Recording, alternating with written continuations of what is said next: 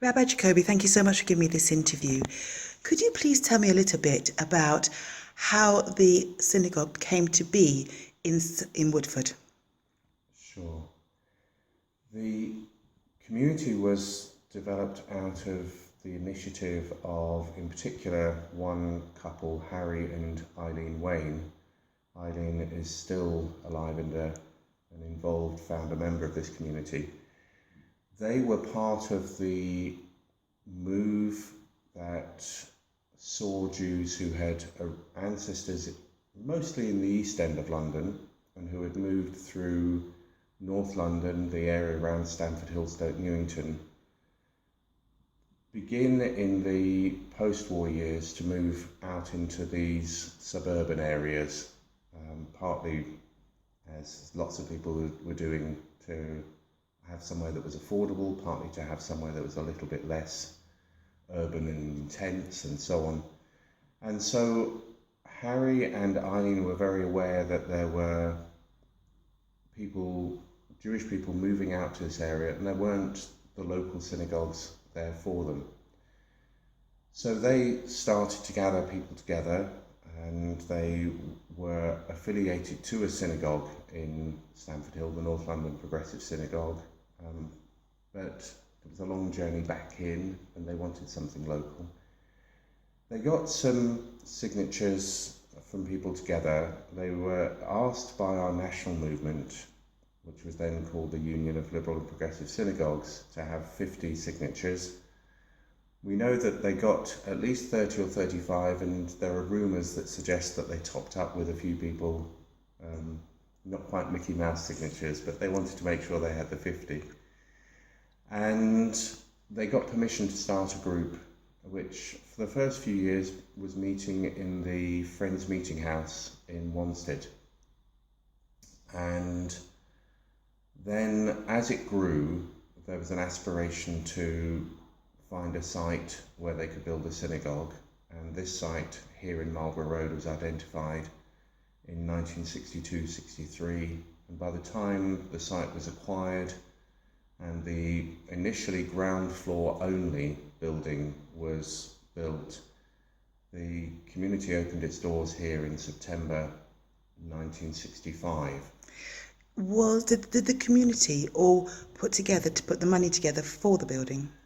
Very much so. It was a community effort, and two of the leaders of that group, Professor Colin Goodman and Harry Wayne himself, went through and completed the purchase of the land, and then as a community effort with some support from the national movement as well, in the form of a loan which had to be repaid, but that allowed the capital to be there.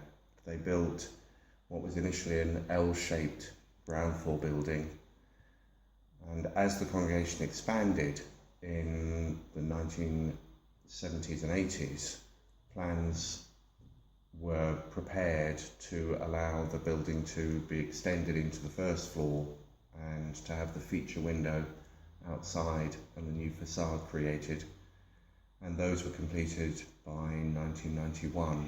So in effect, you started with about 35 to 40 people, really? Very much so. And over the years, because it's been 50 years, I think you've just had your anniversary. We had 50 years in this building we marked the anniversary of, that's right. And has the congregation increased? The congregation peaked around about the time that it expanded into the first floor, and then there were just over 400 members. Gosh. And something like 100 children coming on a Sunday morning to the religious school. And since then, we've seen people moving further east and north, so that the community is becoming more dispersed. And we've also seen some of the numbers of people who were in this area. That generation has started reaching the end of its life, and some of their next generation have moved across into northwest London or other parts of the country. So the community here, the Jewish community in Redbridge, has statistically been declining. But I have a feeling that actually that may be not a trend that's destined to necessarily go the same way, partly because northeast London is not as expensive as northwest London to live in. Right. And these things have a way of going in a circular fashion, just as there are now more Jews moving back into the East End of London or into Stamford Hill and Stoke Newington, having seen that big move out in the 60s and 70s. We may be also seeing and we are seeing in this community, a number of young couples moving into the area and looking to join. So quite what the trend will be, who knows? I know that you may not know, because I know that you haven't been here that long, but do you have any sense or idea of what it was like when people first moved into the area? Were there any problems? I mean, were you welcome?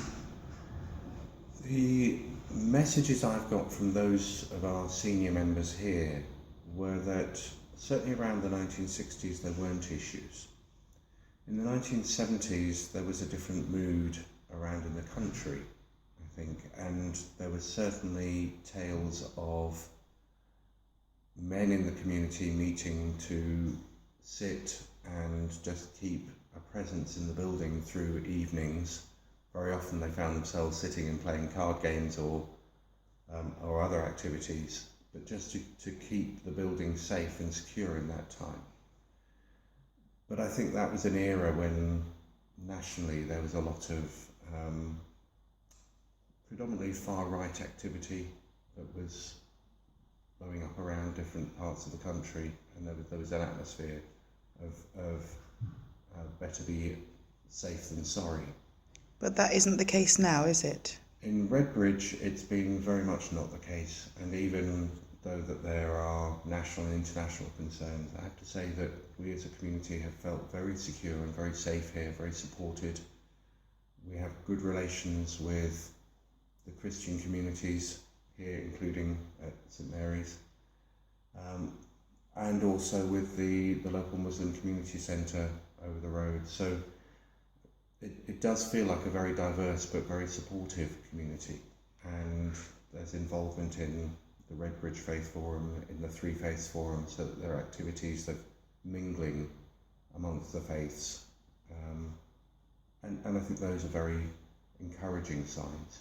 Because really, when you look at the three faiths, the three books, in the Bible, the Talmud, and the Quran, the first four books are identical in any event, or virtually identical. So we have so much more in common than we have difference. In the ark behind me, is the Pentateuch, the first 5 books of the Bible that's shared exactly between Judaism and Christianity, and which informs so much of the early prophetic period in the history of Islam as well. And so there is a lot more that unites us all. And I think that comes through whenever the communities meet and talk, and it's lovely to feel comfortable, whether it is going and talking about the 3 religions and their faith's attitude to war, which I did in the Muslim Community Centre, or to co-chair the hustings for the last general election, which I did with Reverend Canon Tarrant at the before hall. the election in the hall, in the Memorial Hall last spring 2015, and to feel that these are opportunities for all of us to come together and show that the community is alive and is mutually supportive and is very much a vibrant, diverse and peaceful community, which it predominantly is. And which is wonderful to hear. Now I know that you actually use the hall as well each year, and would you please tell me a little bit about that? We do indeed.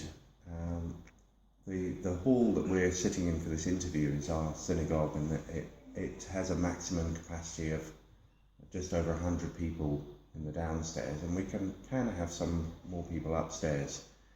But the noise levels that come through the ceiling from upstairs to down. So when we have our major festivals, and really we're talking about the New Year, Rosh Hashanah, which usually occurs in September. This year it's right at the beginning of October. And 10 days after it, the Day of Atonement, which is Yom Kippur. And those are times when we have more people coming into our community than perhaps any other time of the year. And so because of that, we have had a habit of moving out from this building so that we can accommodate everyone. And for the last few years, the Memorial Hall has been our home for the Jewish New Year. And what it allows us to do is to have a main service in the Memorial Hall itself, offer a service and activities for the children and some of their parents in one of the upstairs rooms, and then we can also offer a third activity for those with preschool age children, and we can all then come together at the end of the morning to celebrate the New Year, which we traditionally do with not only some wine and some bread, but also with apples and honey, which is a symbol of the apple being round symbolises the circle of the year, and the honey symbolises our hope for the sweetness of the year. And so to be doing that and to be welcomed into the Memorial Hall is again a lovely relationship between our two faiths. John Roberts, who donated the hall, would be so excited that you used the hall because he wanted it to be used for everybody in the community, and that was his main aim. So he would just love the fact, and he would love it was used for something so beautiful as well. It's a wonderful bequest to the community in Woodford, and certainly one that we would be very and continue to be very grateful for. So, do you live in Woodford yourself? I don't. I live. But you've obviously been associated with Woodford for a very long time. Indeed. So, have you noticed changes just in Woodford? Have you noticed anything that has happened over? I mean, you've been here how many years? I've been associated with this community for about 10 years. So it's not a long time, but have you noticed changes? The kind of gradual changes that you see in communities over time as populations naturally move, and so we've seen some of our members moving further out, and other people moving in, and shops changing. Reflecting back on the closure of Woolworths at the time, just up the road in George Lane seemed like a major event. But that space has been filled, and it's got a popular supermarket in it. That adds something again to the different character of the area. I mean, the synagogue has been here 50 years, and hopefully will be here for another 50 years. Mm-hmm. That is very much the hope. What can you see happening in the next 50 years? Do you think that, because you've said that you feel that the synagogue may expand a little with the movement of people, but in terms of what the community wishes to achieve? I guess if you're looking at this, there are two different answers. There's the hopes and the dreams, and there's perhaps the different kind of expectation of what might happen. Somewhere in the hopes and the dreams, I think Redbridge and Woodford in particular would be a lovely place to see a genuine multi-faith campus where we could actually have 3, 4, maybe who knows, more faiths coexisting alongside each other, sharing some facilities which then become genuine community facilities, and respecting each other's traditions and faith practices, so that we could be a model of how a diverse society is not one of discrete pockets that are very much separated from each other, but are interacting and coexisting, which I think is the best way for us to be as a single community with its own little flavours in different areas, rather than separate communities that are alongside each other. So something like that, I think, would be very much in the realms of my dreams for Woodford, because I think it's very possible here because of the the warmth of the atmosphere in the area. In terms of expectations, perhaps a different form of a future that will see some consolidation, perhaps a reduction in the number of different faith buildings because the community's